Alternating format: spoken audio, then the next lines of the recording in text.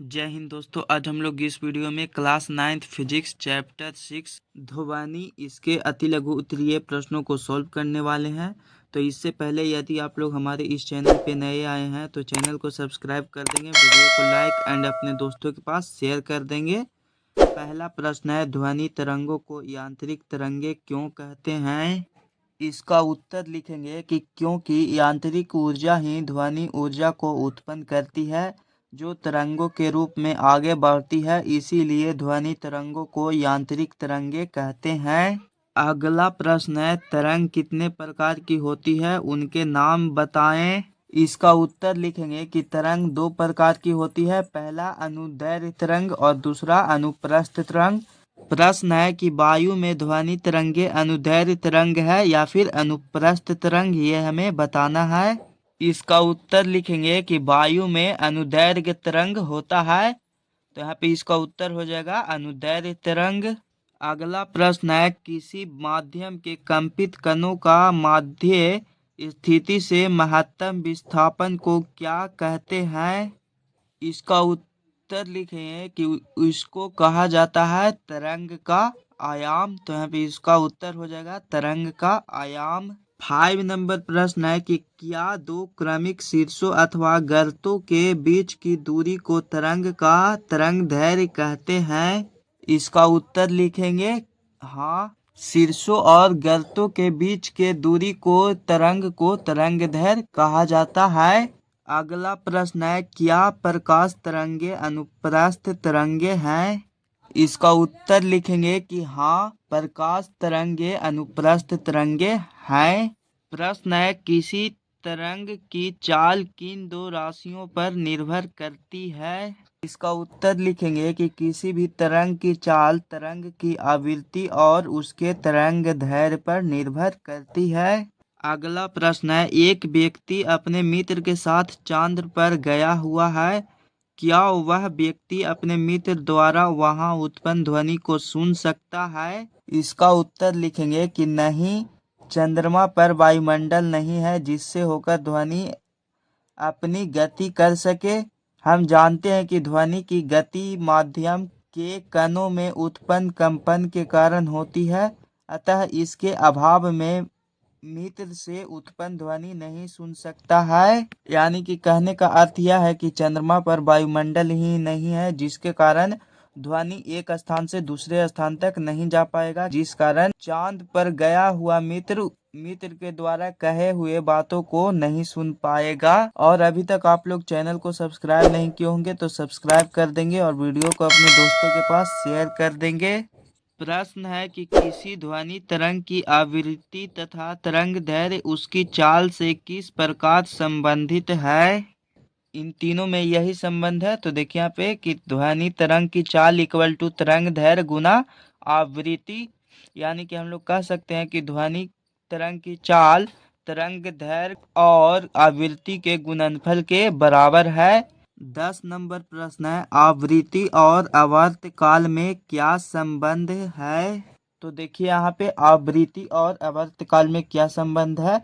तो आवृत्ति आवर्तकाल के विलोम के बराबर है, यानी कि ये एक दूसरे के उल्टा होते हैं, उसके बराबर होते हैं। जैसे कि देखिए यहाँ पे अर्थात कहा गया है कि v इक्वल टू 1/t, ये दोनों हमेशा एक दूसरे के विपरीत दिशा में होते हैं।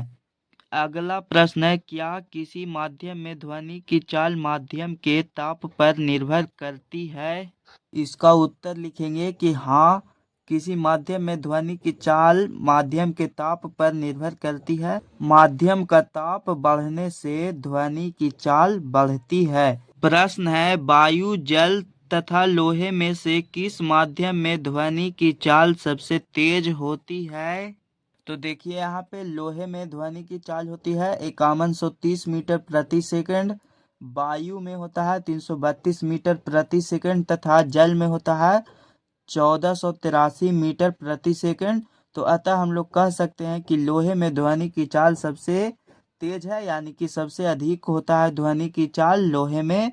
प्रश्न है, तरंग का कौन सा गुण पहला है प्रबलता और दूसरा है तरत्व को निर्धारित करता है? इसका उत्तर लिखेंगे कि ध्वनि की गुणता वह अभिलक्षण है जो हमें समान तारत्व तथा प्रबलता की दो ध्वनियों में अंतर करने में मदद करता है। अगला प्रश्न है, क्या आप बता सकते हैं कि पहला सितार तथा दूसरा कार का हॉर्न में से किसके द्वारा उत्पन्न ध्वनि का तरत्व अधिक है? तो आप लोग इसका उत्तर लिखेंगे कि कार के हॉर्न में सबसे ज्यादा अधिक होती है। 15 नंबर प्रश्न है कि सामान्य मानव कान के लिए श्रव्यता प्रास क्या है? इसका उत्तर लिखेंगे कि सामान्य मनुष्य के कानों के लिए श्रव्यता प्रास 20 हर्ट्ज से 20,000 हर्ट्ज तक है। अगला प्रश्न है, दिए गए ध्वनियों से संबंधित आवृत्तियों का प्रास लिखें। पहला है अपश्रव्य तरंगे तथा दूसरा है प्राश्रव्य तरंगे। इसका उत्तर लिखेंगे कि अपश्रव्य तरंग का कि 20 हर्ट्ज से कम की ध्वनि को अपश्रव्य तरंग कहते हैं और प्राश्रव्य तरंग किसको कहते हैं? तो 20,000 हर्ट्ज से अधिक की ध्वनि को प्राश्रव्य तरंग कहते हैं। प्रश्न है कि हर्ट्ज किस राशि का मात्रक है? इसका उत्तर लिखेंगे कि हर्ट्ज आवृत्ति का मात्रक है। अगला प्रश्न है, प्रतिध्वनि किसे कहते हैं? इसका उत्तर लिखेंगे कि किसी विस्तृत अवरोध से ध्वनि के प्रवर्तित होकर उसके पुनः सुने जाने की घटना को प्रतिध्वनि कहते हैं। जैसे कि आप लोग सिनेमा हॉल में देखते होंगे कि वही आवाज बार बार गूंजता रहता है, या फिर किसी बंद कमरे में बोला जाए तो वही ध्वनि बार बार आपस में टकरा कर हमें वही ध्वनि पुनः कानों में सुनाई देती है, तो उसे ही कहा जाता है प्रतिध्वनि। प्रश्न है कि 20 हर्ट्ज से कम आवृत्ति वाली ध्वनि को क्या कहते हैं? अभिश्रव्य ध्वनि या फिर प्राश्रव्य ध्वनि। इसका उत्तर लिखेंगे कि 20 हर्ट्ज से कम आवृत्ति वाली ध्वनि को अवश्रव्य ध्वनि कहते हैं। 20 नंबर प्रश्न है कि ध्वनि के बहुल परिवर्तन के उपयोग के कोई दो उदाहरण लिखें। तो ये रहा दो उपयोग, आप लोग लिख लेंगे। पहला है डॉक्टरी स्टेथोस्कोप में और दूसरा हॉर्न, बिगुल तथा लाउड स्पीकर इत्यादि में। अगला प्रश्न है, ध्वनि की आवृत्ति 500 हर्ट्ज है, आवर्तकाल का मान क्या होगा? तो हमें इसका आवर्तकाल का मान ज्ञात करना है। तो देखिए इस प्रश्न में दिया गया था आवृत्ति 50 हर्ट्ज और आवर्तकाल हमें ज्ञात करना है। यहाँ पे वाट दिया गया है, तो आवर्तकाल का फॉर्मूला होता है 1/आवृत्ति। तो आवर्तकाल को टी द्वारा सूचित किया जाता है, तो लिखेंगे कि टी इक्वल टू 1/आवृत्ति का मान है 50 हर्ट्ज। तो यहाँ पे लिखेंगे और जब इसको काटेंगे तो हो जाएगा 0.02 सेकेंड। आवर्तकाल यानी कि हमें समय पूछ रहा था, तो समय हो जाएगा इसका 0.02 सेकेंड। तो यहाँ पे इसका उत्तर हो जाएगा 0.02 सेकेंड। आप लोग इसे अच्छे से कैलकुलेट करके बना लेंगे।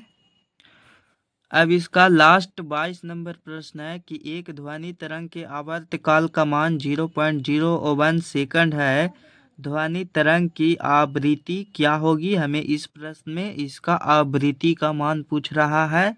तो देखिए आप लोग इस प्रश्न में दिया गया था आवर्तकाल का मान 0.01 सेकंड और इसमें आवृत्ति पूछ रहा था, तो यहाँ पे वाट है, तो आवृत्ति का फॉर्मूला होता है 1/आवर्तकाल। तो आवृत्ति को भी द्वारा सूचित किया जाता है, तो लिखेंगे कि भी इक्वल टू 1/आवर्तकाल का मान था 0.01 सेकेंड। तो आप लोग देखिए यहाँ पे एक अंक के बाद दशमलव है और दशमलव के बाद 2 अंक है, तो हम लोग जानते हैं कि दशमलव के बाद जितना भी अंक होता है उसके ऊपर में 0 लगा दिया जाता है। तो देखिए यहाँ पे इसको ऊपर में करके 0 कर दिया गया है, तो हो गया 100/1। तो जब इसको काटेंगे तो हो जाएगा 100 हर्ट्ज। तो यहाँ पे इसका उत्तर हो जाएगा 100 हर्ट्ज। आप लोग इसको कैलकुलेट कर लेंगे। और अभी तक आप लोग चैनल को सब्सक्राइब नहीं किए होंगे तो सब्सक्राइब कर देंगे। फिर मिलेंगे हम लोग एक नए वीडियो के साथ, तब तक के लिए जय हिंद जय भारत।